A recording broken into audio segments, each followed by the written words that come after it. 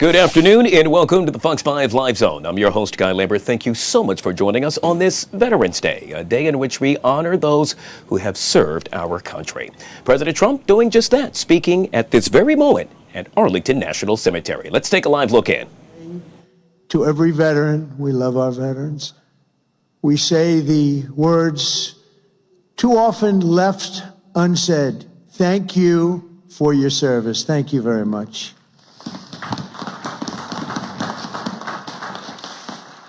And we want to also say thank you for carrying America's fate on your strong, very broad, and proud shoulders. Each of you has earned the respect and the gratitude of our entire nation. We love you, we salute you, and we will never forget what you have done to keep America safe, sovereign, and free. Thank you very much.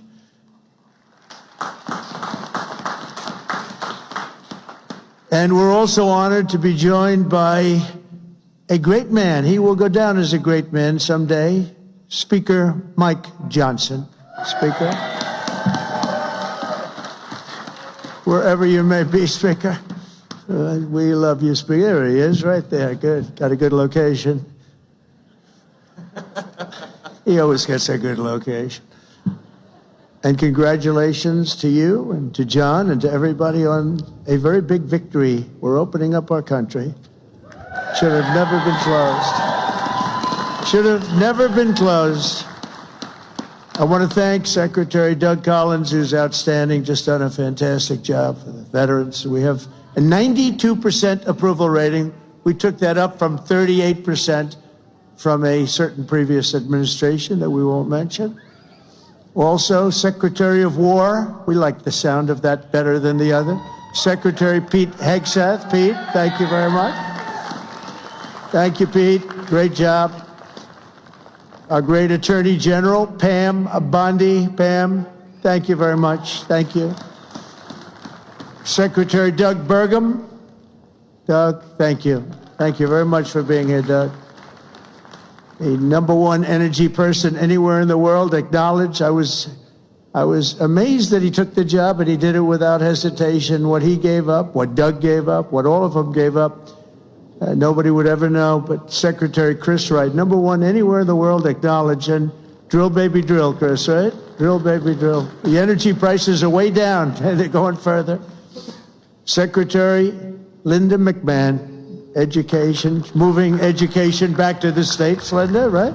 Getting it back to the states where it belongs. Secretary Lori Chavez DeReamer, thank you, Lori, very much. Director Russ Vogt. Director, thank you. What a good job he's doing. Cutting, but fairly cutting. Director Tulsi Gabbard. Thank you, Director. Ambassador Jamieson Greer, what a job he's done. We've taken in trillions of dollars in tariffs, and we want to keep it that way.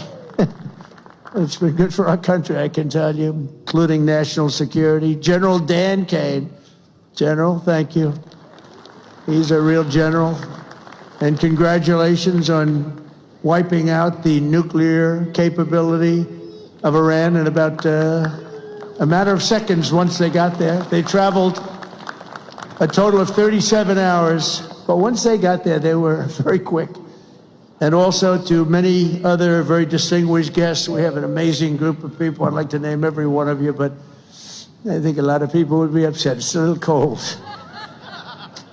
The pages of American history are filled with the tales of titans, icons, innovators, and trailblazers who built this country into the greatest, most ambitious, and most prosperous nation the world has ever seen. And we brought it to new levels. I'll tell you, we were going in a direction for a period of time, but we've never been hotter than we are right now. This is the hottest country anywhere in the world. Yet every captain of industry, every pioneer of science, and every star whose brilliance has lit up the lights of Broadway all share one thing in common. They only had the chance to soar because the veterans had the courage to serve. They took care of those people. They took care of all the stars. The stars that you read about wouldn't be here without our veterans. Everything we have, everything our country has achieved has been purchased by the muscle, spine, and steel of the United States military. We owe it all to the fierce and noble men and women of the Army, the Navy, the Air Force, Space Force, Coast Guard, and the United States Marines. Here's a guy. Our service members, our own words, are the greatest possible tribute to their immortal valor. Shortly before the Battle of Bull Run, Major Sullivan Ballou of Rhode Island became a big name, didn't he? Wrote to his dear wife, Sarah.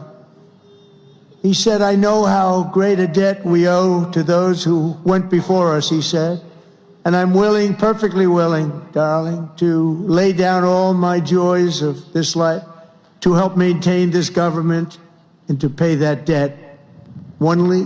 Just 1 week later, Major Ballou did just that. He gave his life to save our country.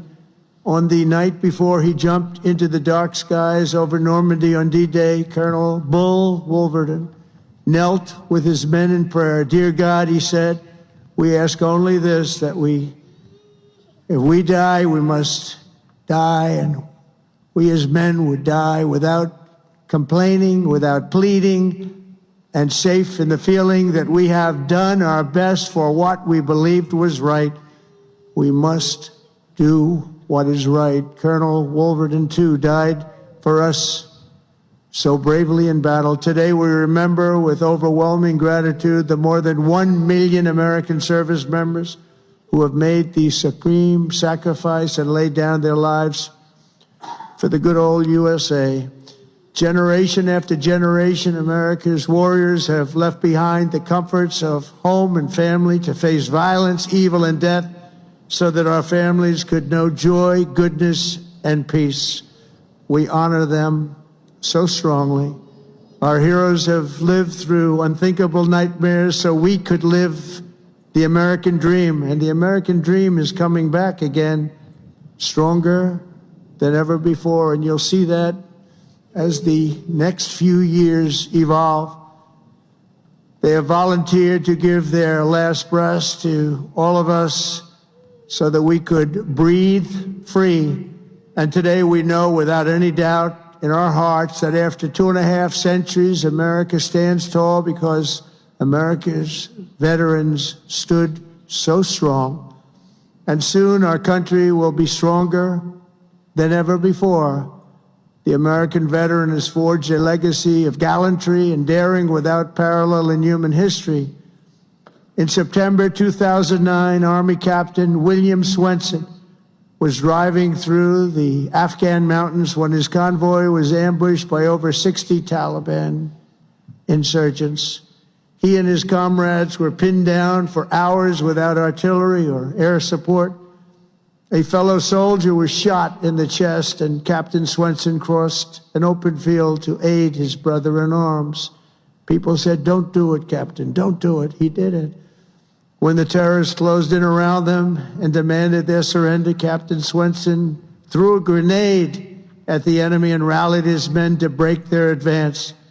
He then carried the wounded soldiers hundreds of yards to a rescue helicopter before charging back 3 times, back and forth, into the fire to save the wounded and bring them home. Even after 7 hours of fighting, he refused to leave any man behind. Retired Lieutenant Colonel William Swenson is here with us in Arlington, and for his actions that day, he proudly wears the Congressional Medal of Honor. Colonel Swenson, thank you very much.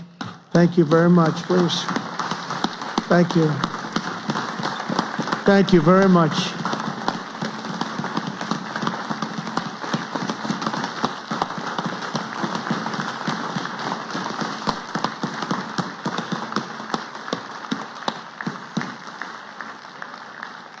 The ultimate honor. Thank you. Another person who shows the Medal of the American Veteran is Dale Stovall.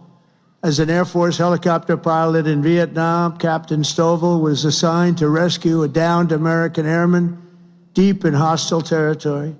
Despite the extreme peril, Captain Stovall took off in his HH-53C helicopter and soon came under intense fire, forcing him to turn back. But the captain refused to abandon his mission. The next day, he willingly plunged back into the danger while taking fire from all directions. He didn't have a chance, he felt, but he said, I got to do it. He rescued the downed American pilot who had been stranded on the ground for 23 days and brought him back home alive, completing the deepest rescue behind enemy lines in the entire Vietnam War. For this and 11 other harrowing rescues, he was a brave guy. Dale received the famous Air Force Cross and the Distinguished Flying Cross and 2 Silver Stars, making him the 4th most combat decorated Air Force Academy grad of all time. He retired as a brigadier general after 31 years of service. General Stovall, you are a legend. Please, thank you, General Stovall. Thank you very much. Thank you. You look good, General. You look, I wish I looked that good. You look good. Thank you very much, General. America's warriors never quit, never surrender. They fight, fight, fight, and they win, win, win. That's what we do. We win battles. As you know, today is not only Veterans Day, but it's my proclamation that we are now going to be saying and calling Victory Day for World War I. Victory Day. You know, I was recently at an event and I saw France was celebrating Victory Day, but we didn't. And I saw France was celebrating another Victory Day for World War II. And other countries were celebrating. They were all celebrating. We're the one that won the wars. And I said, from now on, we're going to say Victory Day for World War I and World War II. And we could do for plenty of other wars, but we'll start with those 2. Maybe someday somebody else will add a couple of more because we won a lot of good ones. But when I see other countries celebrating Victory Day, I watched it. I watched UK, I watched Russia. They were celebrating Victory Day, World War II. And I said, we got to have a Victory Day. Nobody even talked about it in our country. But from now on, we're going to be celebrating Victory Day for World War I, for World War II, and frankly, for everything else. Under the Trump administration, we're restoring the pride and the winning spirit of the United States military. That's why we have officially renamed the Department of Defense back to the original name, Department of War. And remember, we won World War I, we won World War II, we won everything in between, we won everything that came before, and then we brilliantly decided to change the name of this great thing that we all created together. And we became politically correct. We don't like being politically correct. So we're not going to be politically correct anymore. From now on, when we fight a war, we only fight for one reason, to win. We fight to win. Then under my leadership, we're also fighting for the great veterans who have always been there for us, and especially when we needed them and needed them most. In 9 months, the Trump administration has cut the backlog of VA benefit claims in half. That's a big achievement, and Doug is going to get it down to 0. During the Biden administration, the backlog exploded like we had never seen before, and I'm going to eliminate 100% of that backlog. We're moving at that pace, and already we've processed more than 3 million backlog claims, the most of any year in the history of the VA. We've added more than 1 million extra service hours across the VA centers, and we've opened 20 new facilities in 13 states, something that people said just not possible to do. We also have brought back VA choice and VA accountability, taken away by the Biden administration, so that when you have to wait online, you go out and you get yourself a doctor. We pay for the doctor. If you have to wait And the other thing is we fired thousands of people who didn't take care of our great veterans. They were sadists, they were sick people, they were thieves, they were everything you want to name, and we got rid of over 9,000 of them. And then when Biden came in, he hired them back, many of them. But we got rid of them. And I think we got rid of them permanently. We replaced them with people who love our veterans, not people who are sick people. We're also confronting the challenge of veterans' homelessness. And earlier this year, I signed an order establishing the National Center for Warrior Independence to house up to 6,000 veterans in need. And we will not stop until we have ended the tragedy of homeless veterans once and for all. I'd see in New York where people that came into our country illegally, would be put up in hotels, and veterans would be sitting on the sidewalk outside of that hotel where these other people are put in. And many of the people that came in were put in from prisons. They were murderers. They were drug dealers. They were people that we didn't want in our country. They were staying in hotels, luxury hotels, and our veterans were sitting on the sidewalks watching them go in. I said, that's never going to happen under this administration.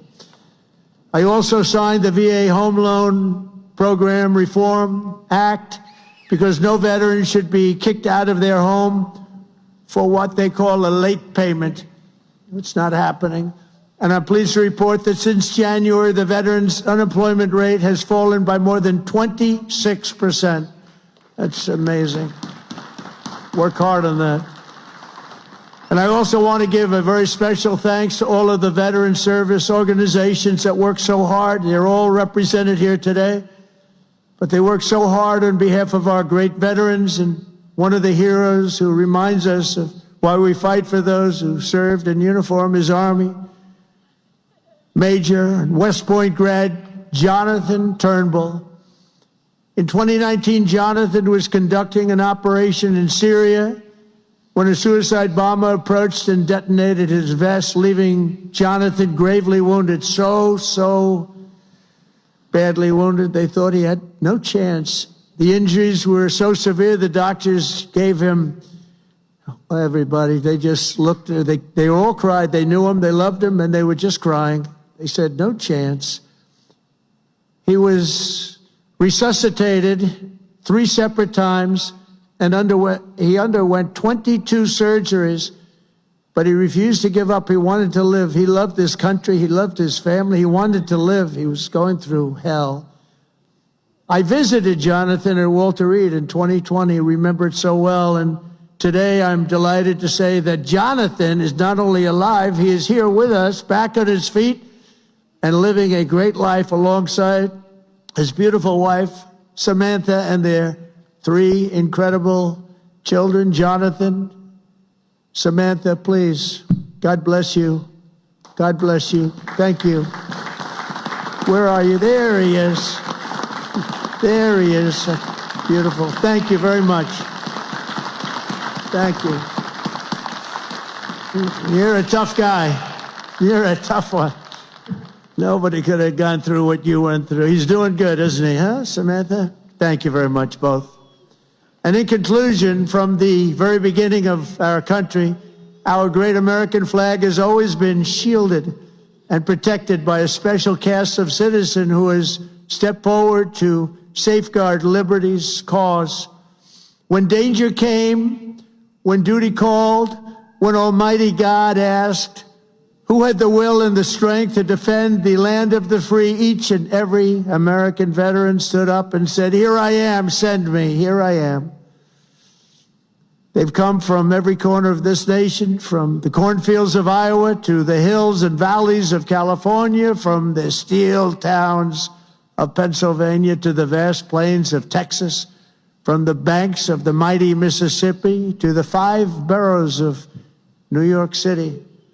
With selfless commitment and unyielding conviction, they made themselves America's ramparts and became the shield between our homeland and those who would do us harm. With everything they had, they did one thing above all else. They put America first.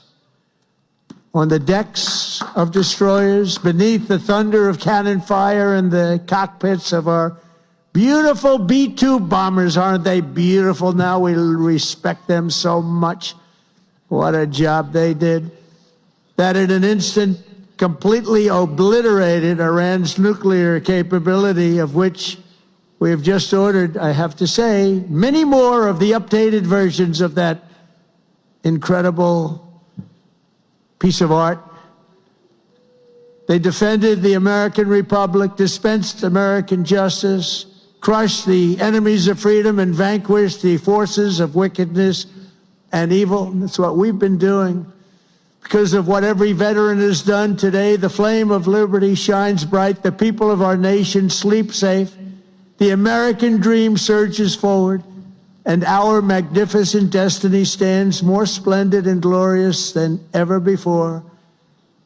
So I want to say thank you once again to every American veteran. You are very, very special people, and always in our heart. Thank you very much, and God bless you, and God bless the United States of America. Thank you very much. Thank you, everybody. Thank you. And there you have it, President Trump speaking at Arlington National Cemetery on this Veterans Day. Each year on this solemn day, we gather to pay tribute to the courageous souls who took up arms for our nation. You see, Veterans Day is not just a date on the calendar. It's a heartfelt reminder to remember those who served. Throughout the show, we will be honoring those who served our country. Here at Fox 5, we're making Camo our cause in support of the Honor U.S. Vets campaign. You can join us by making a donation and wearing camo this Veterans Day. And you can post your camo on social media with the hashtag HonorUSVets. You see it right there on your TV screen. You can also visit go.fox/USVets. Joining us now to discuss what the president just said and so much more is Mr. Brian Maloney, political analyst, back here on the Live Zone. Brian, always good to see you, sir. Welcome back to the show. A pleasure. So obviously the president recognizing those who have served our country, those who have lost their lives. The president also making mention of this now being Victory Day for World War I. I'm curious, your thoughts on anything the president had to say today. Well, I really think it was a wonderful speech, and I enjoyed watching it. And, you know, it's good to see this airing live. I want to see more of Trump. I think what we've seen lately is the president overseas quite a lot, and he's starting to face some criticism even from the conservatives who have been saying, you know, we need to see him home and talking to the people again. And I realize the overseas missions are very, very important, but what happens is you start to disconnect from people. So to see him here, and I think in really good spirits and a great speech, despite the cool temperatures or whatever, you know, I could feel the warmth of what he was talking about. So I would say this is definitely a win for him today. Yeah, you made mention of the warmth, and a lot of Americans are now warming up to the fact that the federal government may very well reopen sometime in the near future. A small band of Senate Democrats voted with Republicans last night to approve a funding measure to end the longest shutdown in U.S. history. Now, the measure does not secure Democrats' demand of extending expiring health subsidies, but would restore critical services like the federal food aid and pay for federal workers. If this moves forward, was it all worth it, Brian? Well, it depends on who we're talking about in terms of was it worth it. I mean, I look at things from one party or the other. Who got the most out of it? The Democrats got what they wanted, and that was to win the elections last week in New Jersey, Virginia, New York, California, et cetera, by blaming the shutdown on Republicans, even though the shutdown was obviously a scheme concocted by Democrats. As we can see, anybody who was watching this knows it took the 8 votes. It took the swing state, kind of purple state Democrats to switch their vote and get the government toward reopen. The Republicans voted to reopen the government 15 times. So, but the problem is you go out there and you talk to people. If I talk to 10 people in the street right now, I'd say 7 or 8 of them would tell me that Republicans shut down the government. So there is a communication disconnect out there that Republicans have not figured out how to overcome or really tried very hard to sort out. Yeah. Brian, we'll end with this, and that is the president also actually looking at perhaps providing Americans a rebate check of some sort to the tune of $2,000 per person. However, the details still somewhat sketchy. Is this something that you would agree with? Well, I had to think about this because some of my friends are for it and some are against. But we had Scott Bessent already kind of backtracking on it late in the weekend after Trump had proposed it. But what I'm saying here is that it does make sense to do it. Bottom line here is some people are saying, well, you know, we were already charged higher prices as a result of the tariffs. So we're giving ourselves some of that money back, but we're also protecting American jobs at the same time. So, you know, if we weren't to distribute the $2,000 checks, then the government keeps the money. And my other friends are saying, hey, I would rather have the $2,000 because I'm better at spending the money than the government is. And I'm going to go with that one. I agree there 100%. Yet again, we've been joined by Mr. Brian Maloney, political strategist, right here on the Live Zone. Sir, we truly appreciate your time. We will now take you back to Arlington Cemetery as yet again the president and vice president remember those who have lost their lives while serving our country. Let's take a live look in.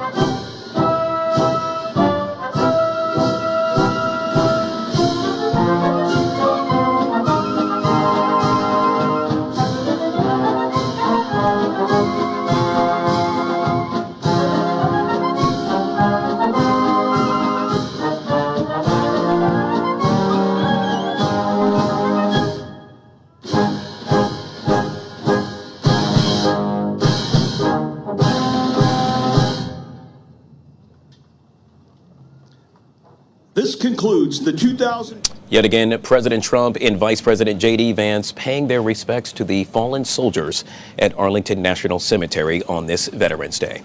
The time now, 12:27. We thank you so much for joining us yet again right here on the Fox 5 Live Zone.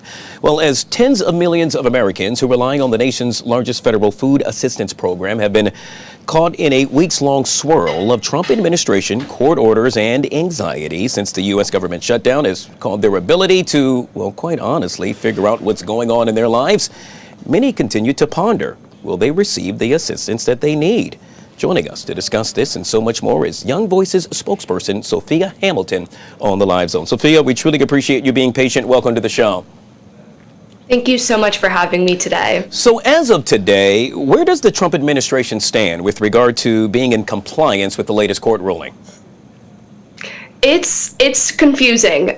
So right now, the Supreme Court is looking at whether or not courts can force the federal government, federal agencies to fund programs like SNAP during a government shutdown when they don't have the budget, they don't have the funding. So right now we are waiting for the Supreme Court to issue a ruling, which is expected to come out at any time today.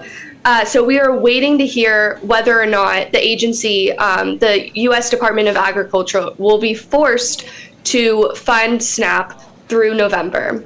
So, luckily, this will likely be, this point will become moot because the shutdown is looking to end tomorrow, with the House looking to vote in the afternoon to hopefully pass the continuing resolution after the Senate had already agreed to a deal. Yeah. Sophia, I'm wondering if you would agree that perhaps one thing that we've all learned as a result of this shutdown is that a crisis should not really affect those who are on welfare. In essence, it should not be politicized, emphasizing community groups' vital support role. Would you agree with that? 100% agree. I think this whole fiasco has just been an example of why you can't put all of your trust into the government, because at any point they can take away the benefits that you qualify for and that you rely on and you plan your life around. And so I think as a nation, we really need to reinvest in our community groups like food pantries, churches, and other nonprofit organizations that are providing these services and aren't going to be affected by a government shutdown that takes away their funding. Well said. Yet again, we have been speaking with Young Voices spokesperson Sophia Hamilton, joining us right here on the Fox 5 Live Zone. We truly appreciate your time. Well, on this special day, we pause yet again to honor the brave men and women who have served our nation with courage and sacrifice. Veterans Day is, well, it's more than just a date, as you heard me make mention before. It's yet again, it's a time to remember those for their dedication, their commitment. They are our true heroes. That's the sentiment of my next guest. I'm referring to former D.C. First Lady and founder of the CEO of the Southeast Tennis and Learning Center and the Recreation Wish, none other than Miss Cora Masters Berry. Always good to see you. What an honor to have you on the show. Well, thank you. Forgive if I'm kind of in the So, Ms. to take this call and have an opportunity to talk with you. Yes, ma'am. And we're doing it for a number of reasons. One, because quite honestly, when you pick up the phone and you give us a call, we will definitely always answer. But two, on this special day, we're remembering your father. And this is just such an amazing story. For folks that don't know, your father, Alfred Masters, served as a technical sergeant and was the very first African American in the United States to enlist in the U.S. Marine Corps. I could just drop the mic right there. I can only imagine you have story after story to which you could share with us about this experience. Well, first of all, I think the word enlist is kind of misleading because actually it was obviously the time to desegregate the troops under, that was in 1942. And they were looking for the perfect person to be the first to be a Marine. I mean, I call it the Jackie Robinson syndrome. The first must be better than needed. So he was a college student. He was on a bus going back to school, which is Langston University in Oklahoma City, Oklahoma. And they approached him and asked him, would he be interested in being a Marine? And to make another long story short, they had to get the permission of my mother also, because she was also in college at Langston University. So what they were asking is for this young man to leave his family and serve the country. Wow. And so the backstory is they recruited him and he was the first one to raise his right hand. That's just truly amazing. I mean, and to think that we have the honor for you to share that story right here on this show, we are yet again truly appreciative. But wait, there's more, as I like to say. In this case, your father was awarded the Congressional Gold Medal as yet again the first African American, and I'll take out the enlist portion to train at Montford Point Marine Corps Base in Jacksonville, North Carolina. Yeah, well, you know, that came under President Obama, but because of changes of administration and all, the Montford Point soldiers, which were a black brigade, all got some kind of an award, but it took years for everyone to get what they deserved. My father got his this year. It was going to be a really big ceremony, but with the anti-DEI craze that was going through the United States government, and as the military, not only did he not get it when he was supposed to, but for a long time they took his picture down out of the Pentagon under the DEI. So he finally got it under my sister, Alfreda Masters, who is the archivist of the family, received it on behalf of our family a few months ago. So we're better late than never. Ma'am, because of your father, so many were taught perseverance, courage, which helped inspire desegregation and social change. I got to ask you, was that the case for you as well? Well, I had a hell of a mother. She got her PhD she got her PhD at 68 years. I hope we didn't lose her. But, oh, there we go. I'm sorry, we lost you for a brief moment. You were making mention of your mom and her contribution as well. My mother got a PhD at 68 from the University of Oklahoma and ran for president of the United States 4 times, Dr. Isabel Masters. So again, I'll say good genes on both sides. Yes, ma'am. And what I'll say is the apple, as we all have heard, doesn't fall too far from the tree. I think about your contribution to not only Washington, D.C., but to society overall. Yet again, what does it mean to you to be a part of this story and to continue to contribute like you do oh so well? You know, my mother and my aunt used to debate many years about the difference or what had more influence, genetics or environment. And I have to say that a lot of what I do is from the inside. I'm driven for justice. I'm driven to fight against anything that's unfair. I think I got that. I was born with that. So I feel like I have a responsibility to continue to try to do the little bit that I can do to make this place, make this world a better place, make our community a better place, and empower, specifically in my world, the children. Wow. Well, yet again, we thank you so much for your service. Speaking of which, Thursday, you are hosting the Thea Gibson Quarter event. Is that correct? Yes, yes. The President Biden commissioned 5 Black women who changed the country to be on the face of a quarter. Of those 5, Althea Gibson was one. One was Maya Angelou. One was Harriet Tubman, and the other 2 escape me at the moment. And so they're going to put. They're going to actually do the putting the face on the quarter. I think they call it pouring. And then they're going to celebrate it at the Southeast Tennis and Learning Center, which is a center that I founded and built based on the history of our people. And on our wall, there is a mural, and Althea Gibson's already up there.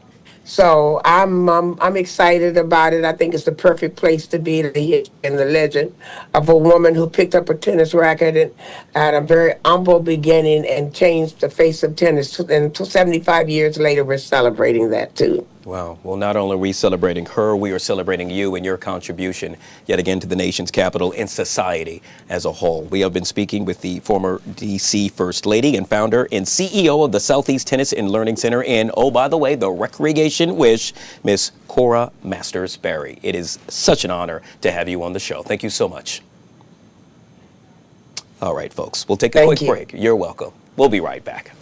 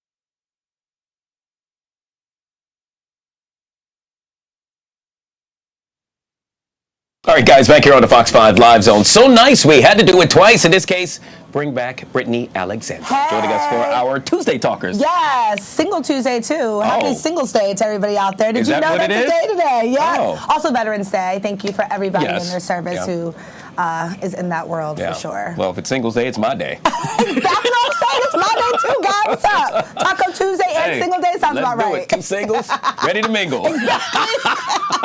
Let's talk about some of the stories you, my friends, are discussing at home. In this case, we're going to kick it off with shopping malls across the country are making a comeback, Brittany, apparently, well, by focusing on things other than shopping. Amazon and other online stores were once a threat to the traditional mall. One Westfield executive says the malls are bringing people back by focusing on things like food courts, ambiance, and activities. What say you about all of this? Yep, I love it. If you know Brittany, in between the take and Lion, I'm at Westfield Montgomery most of the time. And I do love just like the food court, being able to walk around and just kind of the experiential things. Also being out from Virginia and Tyson's, like the new Level 99, like all these experiential things are definitely cool. I've always been a mall rat. I think me and Angie, Marina always laughs about that with us. But I think it's really cool that like we're just finding different ways to get people. You know, I saw this ad the other day. It says more strolling, less scrolling. And I think that's what we're trying to get back to, right? Yeah. When you're in the mall, yes, you can shop, but all these other experiences bring us closer together and leave us less dependent on, you know, wanting to be on our phones and so forth. Wow, it's so well I'm said. here for it. Yeah, it's just so easy though to just,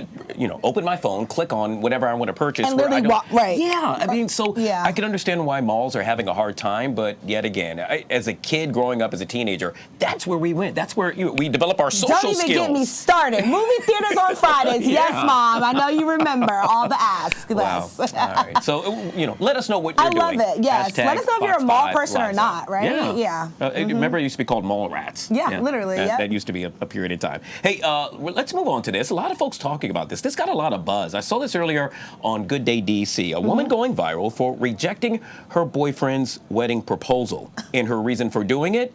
According to the woman, she didn't say no, not for a lack of love. She said no because, according to her, he got the $900 ring from Walmart instead of the ring she had been asking him for over a year. She says by not getting her dream ring, he made her feel ignored instead of feeling chosen. Let's say you.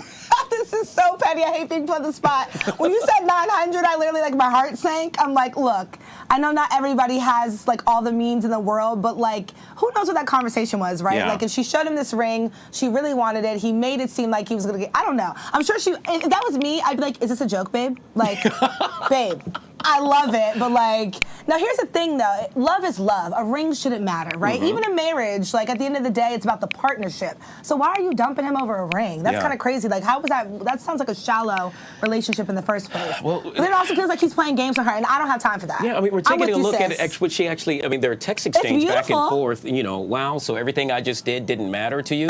It mattered, but not enough for me to say yes to a forever I'm not sure you're ready for $898. I guess we need to take off $2 off that $900 I said. Yeah, but the ring is pretty. Yeah. I mean, I'll give him that, but it's probably lab grown. Well, if they're having issues this early on, they're probably going to have issues during their marriage. It's giving they made the right choice if they're not together anymore. All right, we got one more. Producer Joey joining us for just that. What you got, my man? Hello, I'm producer Joey, and I'm glad I'm not the guy from the last story. All right, so this holiday season, we have a story out of Target. In an effort to boost holiday sales, they're rolling out a new employee mandate. Workers are being ordered to smile, make eye contact, and greet any shopper within 10 feet. If the customer gets closer than that, then they're encouraged to make small talk. Guys, this is my worst nightmare. What do you guys think? The introverted Joey is like, please don't talk to me, literally. Don't talk to me while I'm buying Legos. I had so much fun talking about this yesterday on Like It or Not. Yeah. We were saying, like, 4 feet, this is kind of like 4 feet, a little too invasive. Yeah, I 10 agree. feels like you're yelling across the room, but also, I think it's bringing humanity back a little bit. Sure. I think having that warm welcome makes all the difference, even in just somebody's day. But I think that we need to keep in mind when, like, people don't want to be talked to, because I am maybe it's a Gemini, me and Moody. I'm one of those people, right? Like, one day I want to say hi, the next day I don't want to be bothered with it. I'm trying to just get in and out. But I do like the initiative of this and kind of the intention behind it. It's holiday season, too. Like, why aren't we saying hi and greeting one another? So I don't know. 4 feet though. I mean, COVID says 6 feet. So yeah. Well, I think to your point, a lot of folks are going to end up with COVID and or a cold. We'll have to leave it at that. But shout out to Target for trying.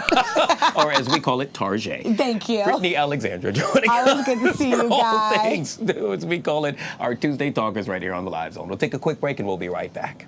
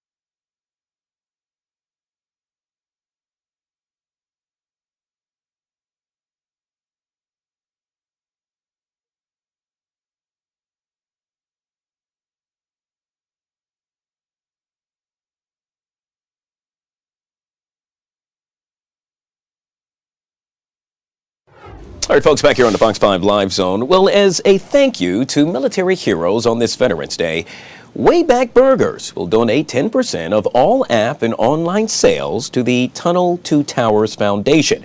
It's an organization committed to recognizing the courage and sacrifice of our nation's military personnel and first responders. Joining us to discuss this and so much more is Mr.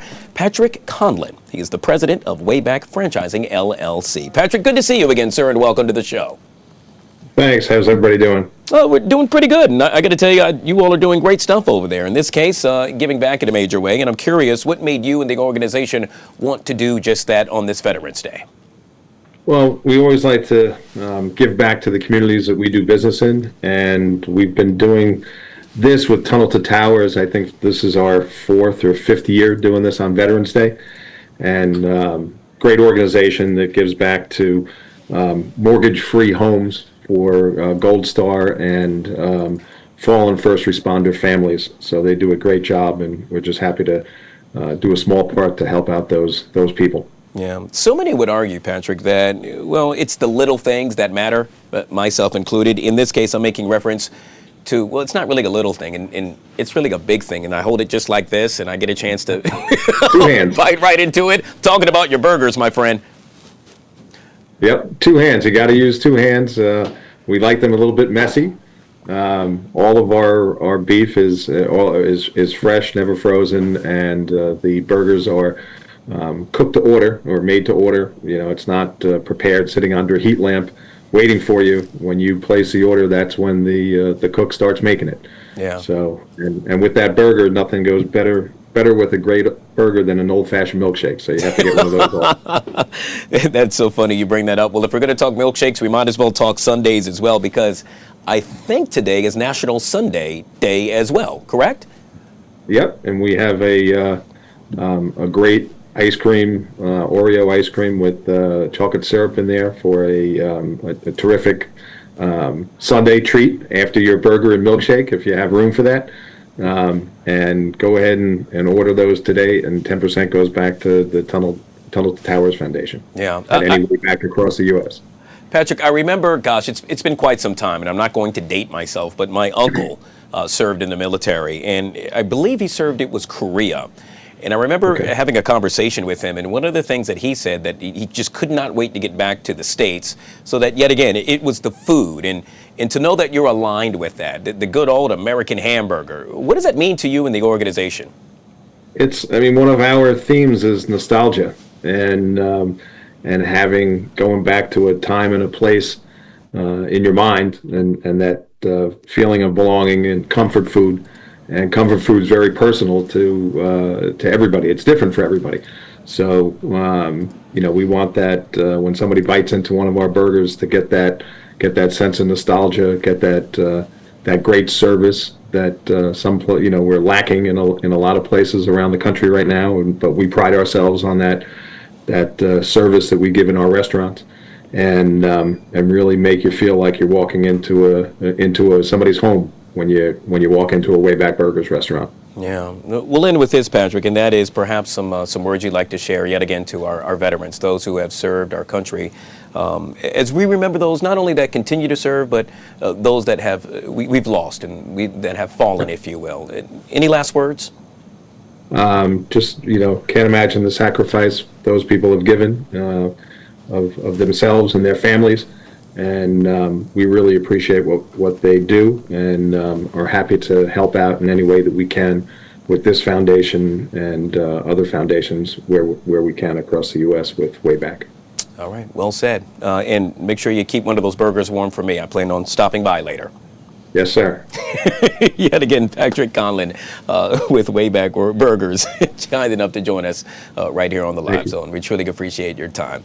Going to bring in producer Joey now. It's funny, you get a chance to speak with these guys and gals that do, well, in this case happens to be the food industry, and to know that they are giving back in a major way. We wanted to recognize that. I think it's really kind of cool. Instead of giving money, in this case, they decided to really serve the product and push the product and help out those in dire need.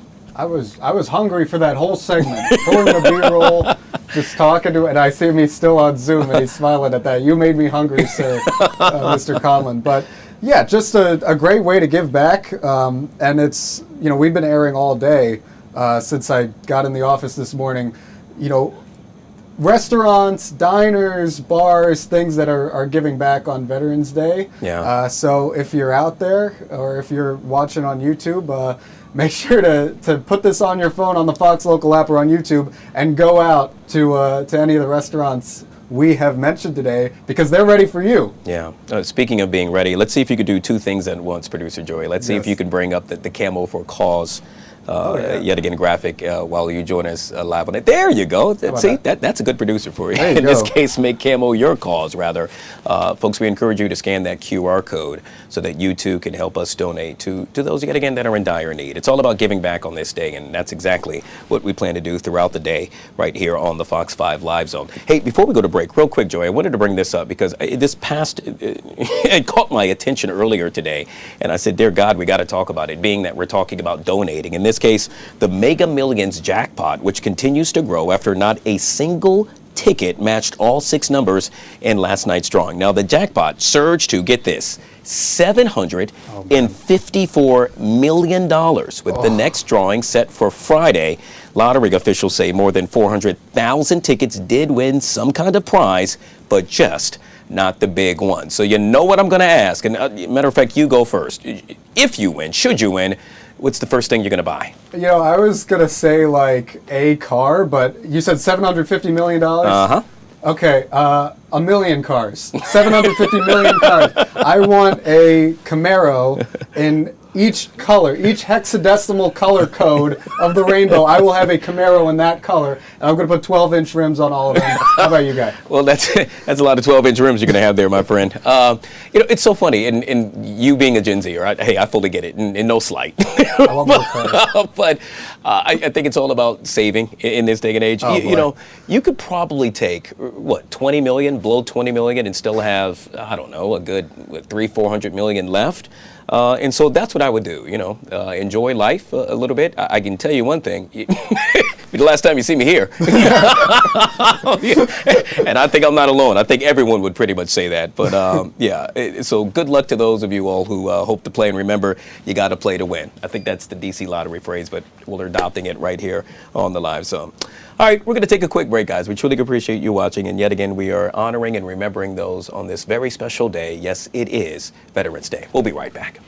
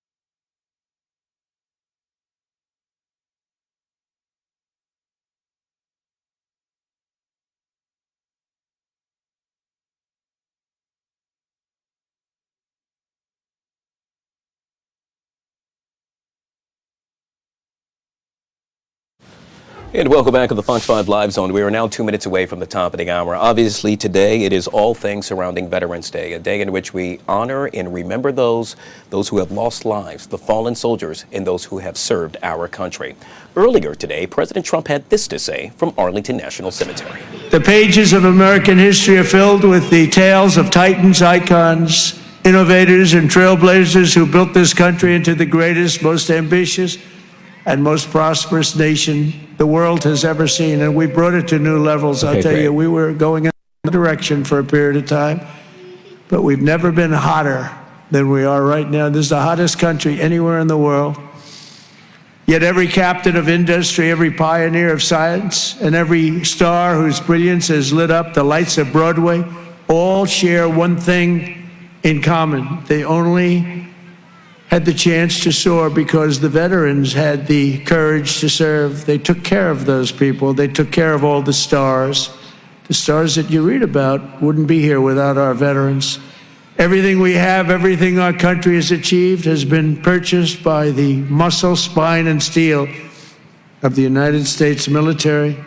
We owe it all to the fierce and noble men and women of the Army, the Navy, the Air Force, Space Force, Coast Guard, and the United States Marines. Here's a guy. Our service members, our own words, are the greatest possible tribute to their immortal valor. Yet again, President Trump speaking earlier from Arlington National Cemetery as we recognize all the veterans who continue to serve and have served. Well, as America honors its veterans, a new PBS documentary, The Last 600 Meters, offers a gripping look back at the closing battles of the Iraq War. It's directed by Mr. Michael Pack. Let's take a look. There's a boogeyman out there. We were facing a lot more enemy than we had the capability to deal with. They dug trenches, they fortified houses. They were ready. We wanted to go. We were just waiting on the edge of a knife. When are we going to get to go? The order is seize the city. RPGs, small arms fire from everywhere. Come on. I told him that I wanted to go, and he looked at me and said, "Son, you're gonna die." The destruction is just horrible. The hardest thing about fighting this enemy is they're not afraid to die. If they're not afraid to die, then how do you fight them? Ramp's going down! Be prepared to start at one end of the city and fight your way through to the other end. Yet again, the name of the documentary, The Last 600 Meters, the director, Michael Pack, providing a rare frontline insight into how hard-won lessons from Iraq still echo today. He now joins us right here on the Live Zone. Sir, good to see you and welcome to the show. Thank you. Good to be on your show. I got to tell you, Veterans Day. Yeah, this is amazing. This actually aired last night on PBS, and you can now actually watch it now, or coming soon to Amazon, I should add. But you heard me make mention, it offers a different look, if you will, with regard to what war is all about, and it happens to come from the soldiers on the front lines. Exactly. It's available on Amazon right now, actually. So your viewers can watch it on Veterans Day with their family, and it's a good thing to do on Veterans Day. It's called The Last 600 Meters because a sniper in the film says, "I don't make foreign policy, I deliver the last 600 meters of it," meaning what he could see through a sniper scope.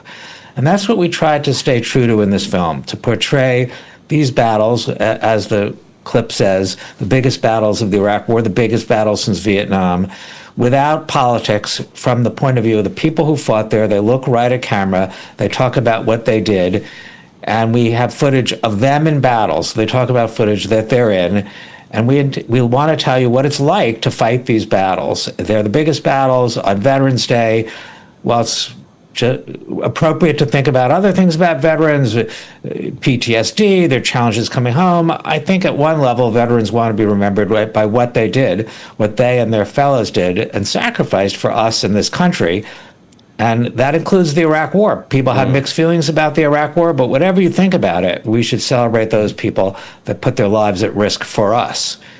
Michael, one of the things that you have said in the past is that the Iraq War can really teach the world as it braces for, yet again, what could come next? In your mind, what could come next? I believe there'll be wars like this again. I mean, America rightly is very focused on the avoiding and the potential of war with China, our near-peer competitor. But in the meantime, just like when we were preparing for war with the Soviet Union, there are these smaller counterinsurgencies, and you can see them today. I mean, not from us, but our allies in Ukraine, in Gaza. And a lot of the techniques that you see in my film are utilized in these wars. Hamas does much the same things as the insurgents did in Iraq. They shelter in hospitals, they hide behind civilians, they try to manipulate world opinion to get a political advantage where they don't have a military advantage. That's a constant in this kind of warfare, which maybe we first got a glimpse of in Iraq and Afghanistan, but now I think is a feature of modern war, and I think we should understand it. If we're going to send young men and women over there to fight, we should at least understand what kind of fight we're sending them into. Sure. One of the things, yet again, that's so different about your film is that you tell the story of these battles, but not through narration, which, us TV guys, we love to talk, and that's what we would love to do. But in this case, through the words and deeds of those who fought there.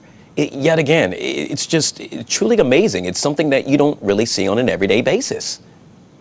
You really don't, and that's one of the reasons we made the film. I mean, we began this a long time ago. The battles are in 2004. We shot these interviews in 2007, when the young men and women in the film are still approximately the age they are in the footage. And I wanted to give voice to them. You're right, I have lots of my own opinions about the war, but they're not in the film. We only hear from them. They tell us what it was like, what they did. They're very articulate. They're very good storytellers, and a lot of these stories are very moving. I mean, a lot of it, we began thinking we were going to focus on technology, but in the end, it's really the valor and grit of these Marines, and it's mostly Marines, but Marines, soldiers, and others, special forces, that are fighting these fights. I mean, there's a story of hand-to-hand combat in the Battle of Najaf. I mean, things can get primitive even in modern warfare. We'll end with this, and that is, the biggest takeaway for you, once you finish this film, this project, did you change in any way, form, or fashion? And furthermore, what is it you want me as the viewer to take away? It did change me and my family. My wife is my business partner. My sons, who were young at the time we conducted these interviews, were shaped by meeting these young Marines. I'm part of America that is usually isolated from the military. We're not a military family. I didn't know a lot of people who served. It really changed my view of them, my respect. I mean, these people have become my friends. I've been in touch with them over the years. It changed my son's views of public service. My oldest son is now a D.C. reservist police officer, I think inspired in part by the heroism of the young Marines he saw. So it changed us, but that's what I want people to take away, an understanding of what this kind of counterinsurgency, urban warfare is like, and some respect for, an appreciation for what these young men and women went through. It's okay to just see a serviceman and thank them for their service. Of course, that's great. But it's better to actually understand what they did on the battlefield and appreciate it by hearing the ground truth from them directly. And that's what I want people to take away from the film. Wow. Well, the trailer alone, it's unlike any other. I am so excited to watch this. And as you stated, it is now available on Amazon. It's entitled The Last 600 Meters. The director, Mr. Michael Pack, kind enough to join us right here on the Live Zone. Sir, we truly appreciate your time, and thank you for being patient. Thank you. You bet. Governor Trump, he takes precedence. I know that. Thank you. Good stuff. I got to tell you, not every guest will follow suit, but we truly appreciate you being patient. All right. So if it's live and if it's happening now, we're taking you there. In this case, we're taking you to, I believe, somewhere on Capitol Hill. Producer Joey, let's go ahead and pull that up if we can. Yet again, it looks like a rally of some sort. Joey, go ahead and you can chime in. What exactly are we looking at? Yeah, this is the Vets Say No rally. It's an anti-President Trump rally organized by About Face, which is a movement containing some post 9/11 veterans like those of the Iraq War that we just mentioned. The VA says it knows that this is happening, and let's listen in to what they're saying. It says that it's against war and weapons of war being deployed on American cities. A possible reference to Portland and Chicago, but if it's live, it's happening. Let's listen in.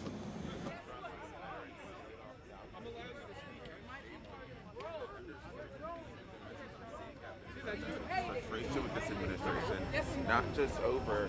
Have a good day. Here Have a good day. Right. Yeah, who are you with? We haven't made it once we get it.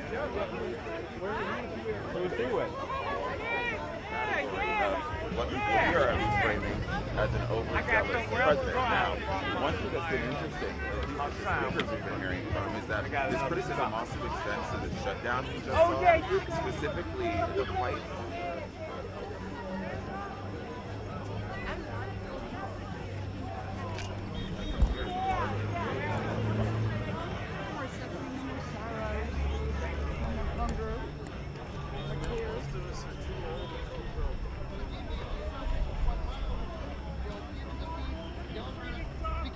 Tomatoes, picking up salad. I want you to show me that you're going to do the job that we are going to do. He's never going to give me an example. Show me. Do you think illegal immigration is show me. No, I want you to show me that you're going to do the job.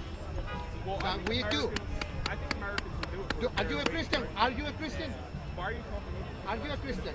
Are you a Christian? Yes. Do you pray before your meal? Yes. Are you going to pray every time? Going crazy? A little bit.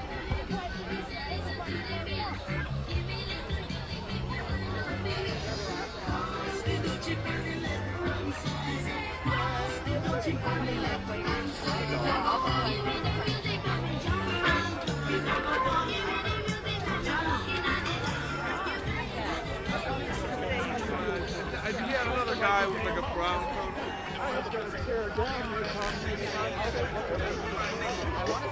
I just met her a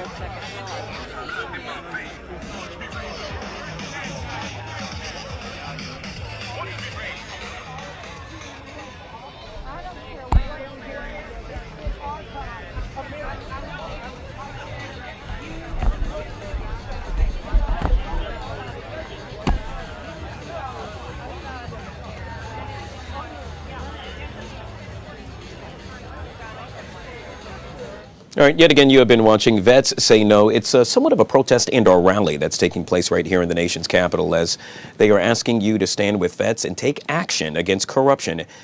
We will continue to monitor this throughout the afternoon right here on the Live Zone. We're going to take a quick break. On the flip side of this break, we're talking all things surrounding President Trump. Apparently, maybe so, suing the BBC. That and so much more coming up next right here on the Live Zone.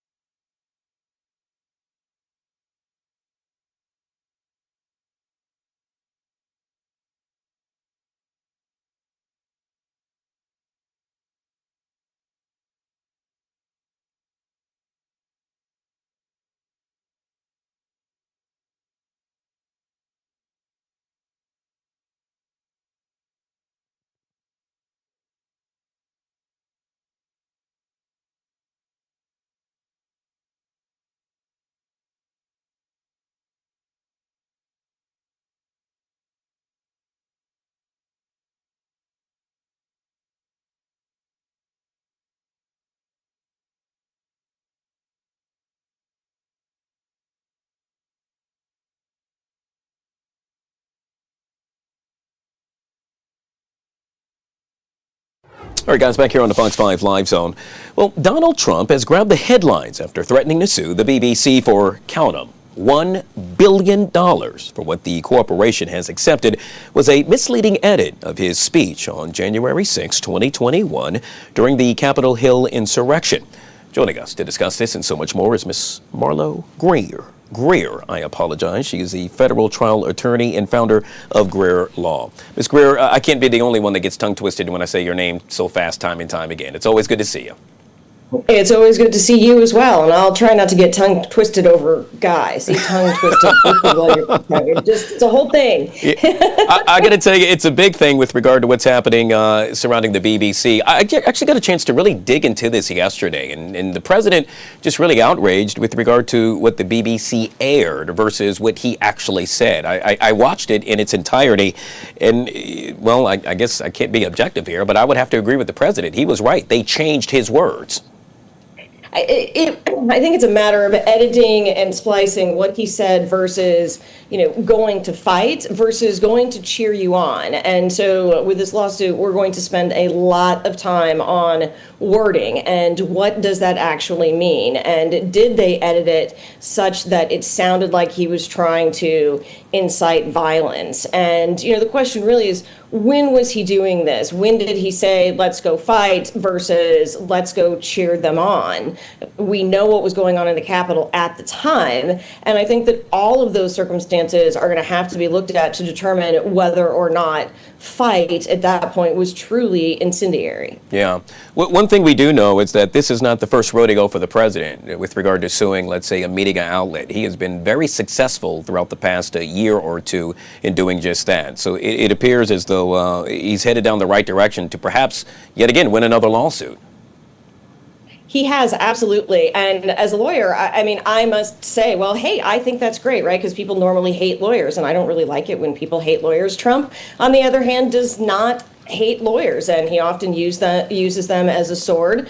And we see, statues of Lady Justice with her sword. So we know that that is really the way that you can do it, as long as it's within the parameters of the law. And so that's, again, really going to be the question is the wording, let's go fight versus let's go cheer them on. Yeah. A couple of things, Ms. Greer. One happens to be, so we saw what aired, but in retrospect, it's not the guy or gal that's at the top that really happened to be pressing the button editing it. I'm sitting right here, I'm on air, and anything that airs, quite honestly, I'm responsible for, but yet they're taking the blame. Is that something that should happen or can happen as a result of them being at the head from this lawsuit? I am so happy that you said you're taking the blame, because now I can think of all sorts of horrible things that I can say that I can blame you for now.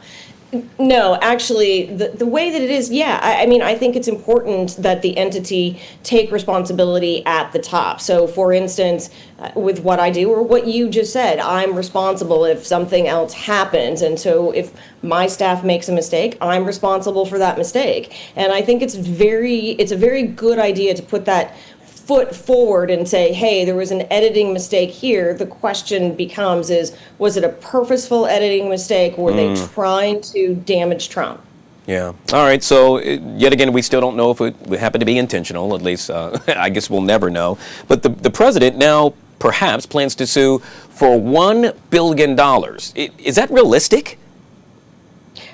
I don't think that's realistic, because you're going to go in front of a jury, right? And while the jury sees the BBC as a corporation, I don't know that they're really going to consider giving our president $1 billion. All right. Well, yet again, this is such an intriguing story and something we'll have to continue to watch as it unfolds right before our very eyes. And yet again, I'm responsible. So in this case, let's make sure we get the name right. Marlo Greer joining us right here on the Live Zone. I truly appreciate your time. Thank you so much. Thank you, Guy. You bet. All right, folks. We'll take a quick break and we'll be right back.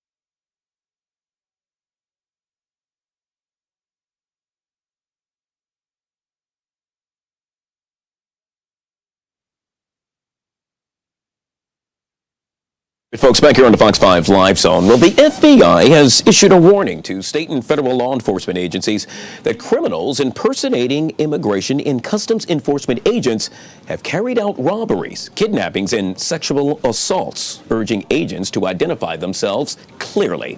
Joining us to discuss this and so much more is Mr. Michael Letts, the founder and president and CEO of InvestUSA, a national grassroots nonprofit organization that is helping hundreds of communities provide thousands of bulletproof vests for their police forces.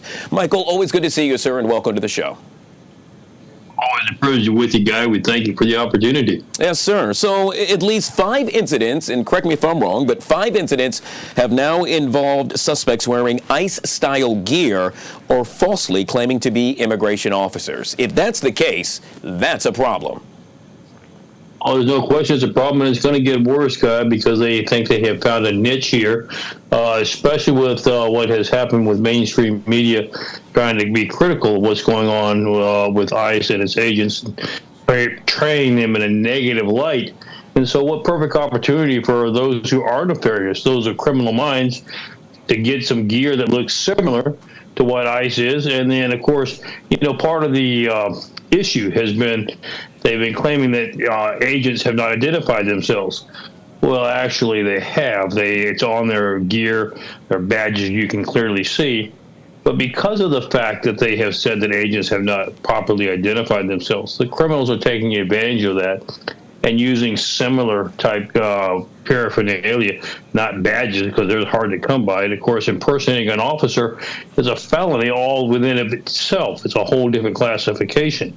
But if they're going to commit a crime, that doesn't stop them from doing that. So you have to be exceptionally careful. What you'll notice, and you'll notice in all your video, Guy, that y'all show and that you see across the country, ICE doesn't operate singularly. They don't have one person coming up and saying, hey, I'm an ICE agent, come over here, I'm going to talk to you. You're always in groups. So if you have one person coming up by himself saying, hey, I want to talk to you, and there's nobody else around, you need to be suspicious. Yeah. Very troubling yet again. According to the FBI, in one case, a man entered a victim's room, threatened to deport her if she did not have sex with him, and even presented a fake business card and badge while claiming to be a sworn law enforcement officer. I can only imagine what that young lady was going through at the time. You made mention of ways in which we can distinguish whether or not someone happens to be an impersonator. And the main reason, or the main way that you can tell, is if that so-called ICE agent happens to be by him or herself. Oh, you're exactly right. You say, what are the downsides with the flip side? We're talking about ICE and Immigration Border Patrol. They never operate by themselves. They always operate in groups. The only time you see an officer by himself is he is a local or state officer working the road, patrol. Now, obviously, you have one officer per car, and they're patrolling the road. And if they pull you over, first of all, a car has to be properly identified. And you see, even if it's an undercover car, you'll see the police lights, etc. But if it's undercover, you have every right to tell the officer, crack the window and say, I don't feel safe in this area. I'm going to proceed slowly with flashers on to a well-lighted area. The officer will be happy to oblige and will follow you if he's a true officer. If he's not, then you're going to scare him off. Yeah. And just remember, when you are approached in person, the officer is not pulling you for a traffic violation, but for some other reason, they don't operate by themselves. If you don't see a group of them, then you've got cause to say, look, I need to wait for you to wait for your backup before I proceed with anything else. Mr. Letts, it's obvious that there will be some folks that will come forward and say, yet again, this is more fuel to the fire, that these ICE raids are no longer needed, and they were not needed to begin with. Well, I wish that were the case. But we all know before we began the ICE raids just how bad crime, violent crime was escalating. And we've seen the direction that it's taking now that we've grown very active and very aggressive on dealing with it with either ICE, groups of ICE, or with law enforcement backed up by National Guard and military assets. And we've seen how it's plummeted in D.C., the crime rate, among other places that we've implemented this. So, no, it's not that we have a bad plan or a bad implementation of what we're doing. It's just like everything else. There are always those who will take good things and try to use them to their advantage. And you're going to find this. I'm not surprised. I just am surprised that sometimes our citizens are not more vigilant in using common sense. You know, if somebody walks into your house without a warrant and comes in and he's by himself and he's saying, look, if you don't do what I tell you to do, including a nefarious act, I'm going to rape you, you're going to be in violation of the law. I mean, you know pretty much if this is a victim and this is a criminal coming in, and you need to be dialing 911. Yeah, yet again, vital tips coming from Mr. Letts. Before I let you go, sir, obviously we are recognizing those who have served for our country. In this case, it's Veterans Day. And we know that a lot of folks that happen to serve overseas, they come back home and perhaps leave the military and then join the police force. Anything you'd like to say to those perhaps you have served next to or with throughout your career that at one point also served within the military?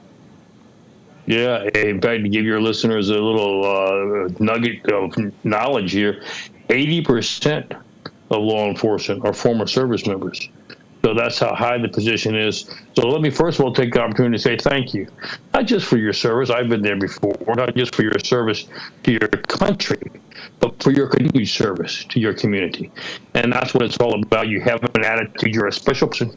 You have an attitude of wanting to serve and to protect those who are around you. Thank you for that. God bless you for that. I know there are many more that are listening to this program right now who are in a similar circumstance.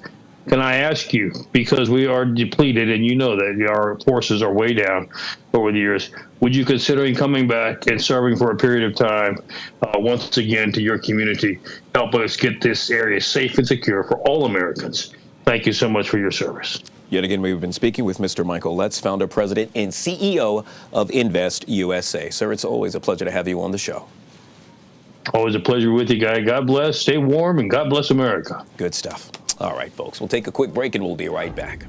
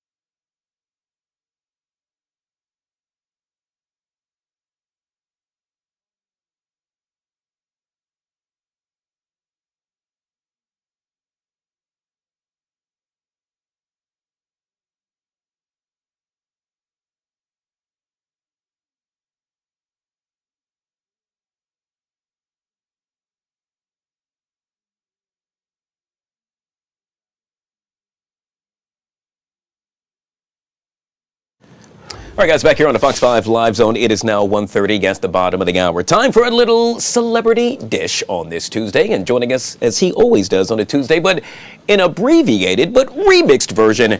Yes, I'm referring to none other than the Media Prince, live from Bowie State University. Hello, my friend. Hello there. We are live in the zone. Can I hear y'all say live in the zone? Live in the zone. How cool is that? So, Media Prince, you're at Bowie State University. It's all about giving back in a major way, and that's exactly what you're doing. Do tell. Yeah, so shout out to Maggie Francis, the lady that's helping curate culture here in the DMV. She allowed me to speak to her marketing, self-branding, and promotion class. And we're just talking about branding ourselves and pushing our brands forward in promotion and learning that we are a walking brand and the essence of all those details that come with it in our journeys to eventually getting to what we want to in our career paths in art. And these are all communication art students, and the GPAs are GPAs. So I'm proud of these people out here. Okay? I absolutely love that. We love Maggie as well. Make sure you give her my love. So what we typically do is... Hi, Maggie. Good to see you. We're live on air, so I got to get back to it. In this case, I want the young folk behind you, Media Prince, to see what you do when we do this thing called Celebrity Dish. And we're going to kick it off with something that perhaps they can all relate to. And I'm making reference to none other than A Different World. I think we all remember that, at least I do, for the age I'm at. Netflix officially greenlighting a follow-up series to A Different World and inviting a whole new generation, perhaps all those students that are sitting right behind you. Now, there will be 10 half-hour episodes in all, and the show will have, feature the daughter of Dwayne Wayne and Whitney Gilbert as she enters her freshman year at none other than Hillman. What are you thinking about this? I think this is genius, and that cast actually came and spoke to this school as well, so it's a nice full circle moment. But I think it's a genius show. I think we need that essence of how great the experience at an HBCU is back on our television screen. A Different World really set that up, and Debbie Allen is with it, so it's going to be geared to exactly how we need it to be on TV. And I just remember watching A Different World when I was younger, couldn't wait to get older to go to college because it looked like such a fun experience. And one of the cast members that I'm most excited about is Tashina Arnold's daughter is a part of this cast. So we love us some Pam, and she is a walking Pam in the new flesh, okay? So I'm excited to see how she's going to bring it, because I know she's going to be the funny of the show. And I'm excited to see how it'll be, re-innovated for the new generation to see it, and then for years forward. Yeah, you know what I'm excited about, Media Prince? How about we grab one of the students behind you, have them walk up to the camera, and if you've watched A Different World before, raise your hand. If you raise your hand, come on up to the camera. Who's ever watched A Different World before? Raise your hand. All right, come on. That's what you call live TV, ladies and gentlemen. It's really cool. Yet again, one of the students at Bowie State University. How are you? What's your name? I'm good. I'm London Isaac. How are you? I am doing just fine. Thank you so much for joining us on the Live Zone. And so we're talking about all things bringing A Different World back. When I was your age, that's when I got a chance to watch the show. They are now bringing it back with the daughter of Dwayne Wayne and Whitney Gilbert. And so are you excited to see this? Absolutely. Especially since, my favorite episode is the wedding episode where Dwayne crashed the wedding. So the fact that the daughter now, it's like, it brings it back, and I'm excited. And so the show back then, did it influence you to attend an HBCU such as Bowie State University? Absolutely. Of course, it wasn't during my time, but it I felt the ages were coming very soon. But it was on. My parents love it, so I grew up that's watching good stuff. I couldn't wait to attend. And yet again, you have now aged me, because I guess I am now your parents' age. Hello. But this is really cool, Media Prince, and thank you so much for coming to the camera. But this is what it's all about. It's giving back in a major way and showing those and creating a path for those who are going to follow in our footsteps, exactly what we do. And Media Prince, we salute you for doing just that. Thank you so much, Bowie State University. Can I get a BSU? BSU! There we go. Media Prince, thank you so much for joining us right here on the Live Zone. We'll chat soon. Yes, sir. We are live in the zone. In a major way. All right, folks. We'll take a quick break and we'll be right back.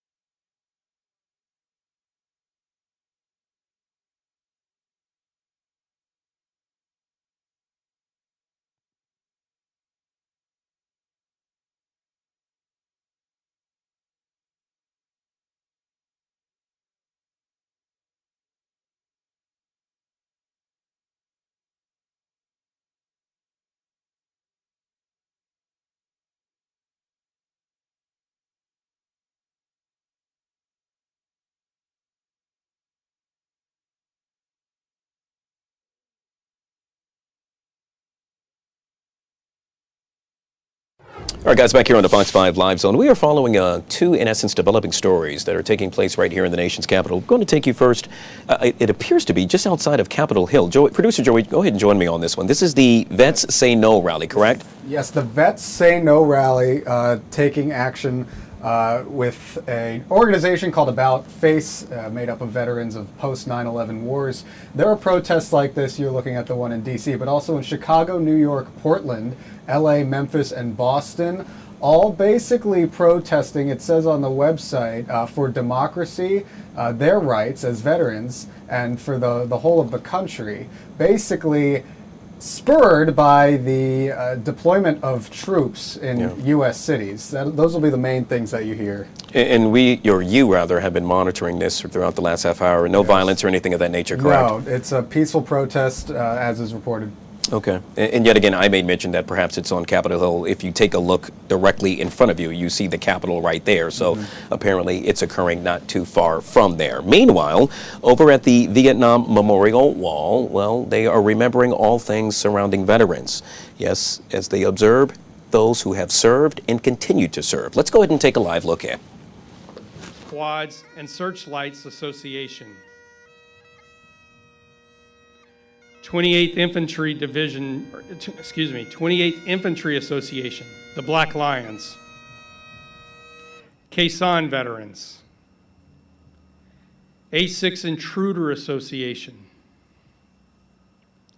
Sons and Daughters of the Vietnam War, Office of the Chief of Army Reserve, Verizon Veterans Advisory Board, National League of POW MIA Families, Canadian Veterans, Veterans Voices of America, U.S. Army OCS Alumni Association, Paralyzed Veterans of America, and all other organizations that are here with us today. Please remain standing until TAPS has played.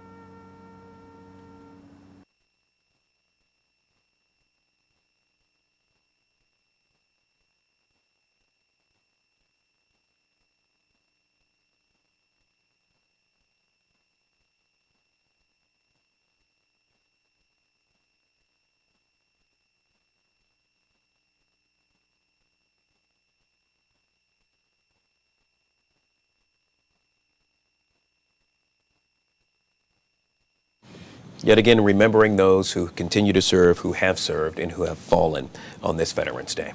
We'll take a quick break and we'll be right back.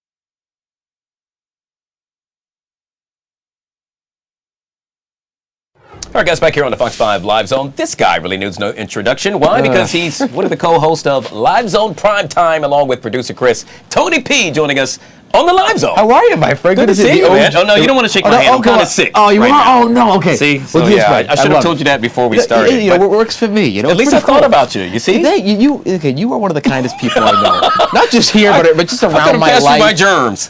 You know what? Hey, my immune system. I had a migraine yesterday for the first time ever. Okay, and like I was sick as a dog, and it was mostly migraine. But like I'm learning, my immune system can come back a little bit. Yeah. So, you know what? Like I can handle it. I'm ready. It's funny. You just rushed in here with your trench coat on because it is freezing outside. 15-degree wind chill this morning. I'm walking around. I have 2 layers like I'm going skiing, and I hate skiing. Okay, so I'm walking around. I'm like, I got like the 2 hoods. I'm like going like this. I'm barely running. I'm sweating. It's like, this is not how I want it to be. It reminds me of like hockey when you're a kid, and it's like freezing at the rink. Oh, it's gosh. worse. Well, one thing he likes to talk about cold, the other apparently pasta. We're bringing in producer Joey to explain. Tony P, I need your expertise on this because you were mad about this yesterday. Yes. Italy's biggest pasta importers say they may pull their products from U.S. shelves as soon as January because of new tariffs topping 100%. And the Commerce Department announced a 92% tariff on Italian pasta on top of the already existing 15% tariff on European imports due to the cost of doing business. What do you think of this? It's, first of all, there are some things that are not the best made in America. Pasta's one of them, okay? Okay, Italian pasta is the purest for a couple reasons. One, there isn't so much like enriched stuff in there or additives, where it's like, you get to the point when you eat American pasta sometimes where you're like, you can't have one serving without getting bloated and falling asleep because of all the additives. Yeah. With pure Italian pasta, it's a little lighter, it's easier to cook al dente, which is the best way to eat Italian pasta or any pasta. And then you just feel a lot better, you can relax. I can have 3 or 4 servings at Thanksgiving of pasta and sauce with meatballs instead of having to only have 1. So you know what? I am so against this. Again, these are things that are tangible, especially like from a more of a strategy perspective. If you're looking at tariffs, this is the worst thing you want to do. Because also, a lot of Italian guys voted for the president. So this is not exactly a good idea to really piss off your base. What do you say? Get out of here. Right. I mean, all the guys in Hoboken and in Staten Island, they voted for President Trump. Okay? And like, this is the ultimate stab in the back. So I visited Bologna in Italy, the 5th largest city. It's happened to be the food capital of Italy, to my understanding. It is. And I remember when it came time to eat, and the gentleman took a food tour, and all the Italians did there happened to be, eat pasta. And I said to him, guys don't gain weight over here. Right. And he said, Guy, your pasta over there in America and all this sauce and everything you use is processed. That's not the case here. And I got to tell you, daggone it, he was right. It was so good, I would eat endlessly, and I didn't gain any weight. Right. So, like, you get the best of both worlds. You get the homemade tomatoes, you get the nicest, the warm feeling of a great Italian dinner, and you don't have to pay for it. As opposed to people in America, like, Tony Soprano and all them, they're kind of a little on the hefty side. So, like, there's a difference there. Like, and we are preventing kids and adults from being healthy and having pasta. This is a problem, okay? It should be a national week of outrage. Oh, we got to create a segment of what's pissing Tony P off. I'm working on that because I'm usually a positive guy, but there's something that just grinds my gears. Oh, gosh. That's real funny. Hopefully, perhaps this is one of the stories that you all will discuss, you and producer Chris tonight on Live Zone Primetime, which, by the way, airs at 9 o'clock right here on the Fox Local app. Hey, real quick, you're coming up on the take. Anything you want to discuss? Anything we could preview? Yeah, so again, we're talking about Veterans Day today, of course, being a very special holiday. So that's just more of a positive thing for me. Is that for my family, I have 2 grandfathers that served, one that has passed, and I'm very just excited to call him today after the show and say thank you for your service. So again, one of our topics today, mostly covering the Veterans Day stuff and just really talking about all the things that are heating up. Yeah. The DMV post shutdowns. We don't know what's going to happen in the coming days. So a lot of things happening out there. And more reason for you to watch the take. And yet again, I have now learned today, you never want to tick this guy off. I'm not that mean. Like I think when I try to be negative, it's still kind of like positive light. So, You're nice until people come for the pasta. Right. Like don't take my pasta from me at the holiday season. Don't do it to me. All right. I don't do turkey for the holiday. Are you kidding me? Or ham? Hey, we're getting them started again. Tony P coming up at 2 o'clock on the take. He joins us right now on the Live Zone. Check him out tonight on Live Zone Primetime. We'll take a quick break, try to cool him off. We'll be right back. Still cold though.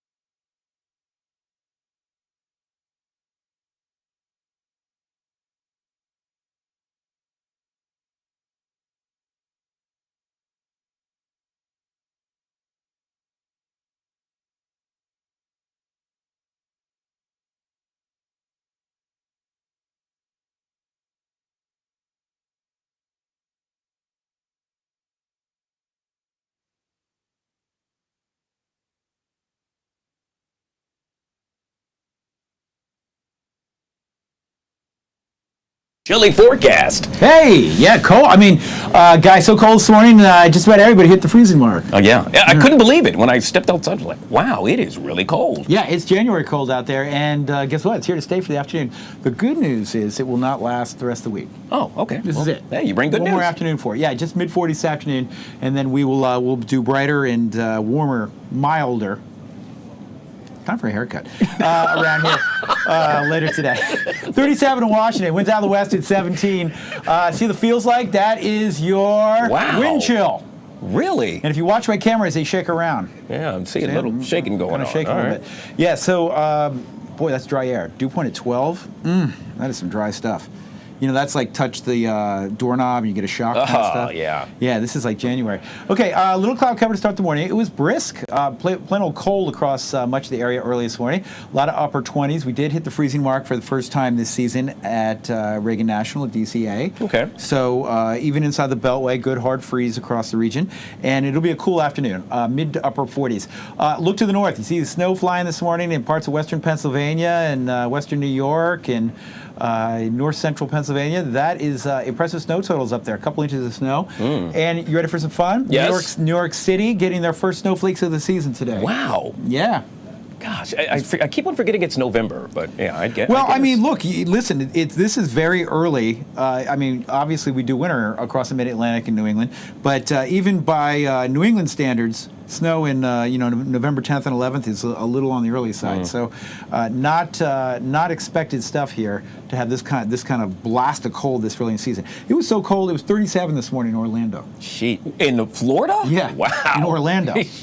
Yeah, real deal. 46 for our Veterans Day afternoon. We'll hang in there. Tonight will be cold again, and then we will gradually warm it up into the upper 50s and low 60s by the weekend. So it will mostly be a November forecast after today, but today, hints of winter. All right, well, it is what it is. Just make sure you bundle up and stay warm. Appreciate you. Tucker Barnes, you were saying something? Going to get my haircut.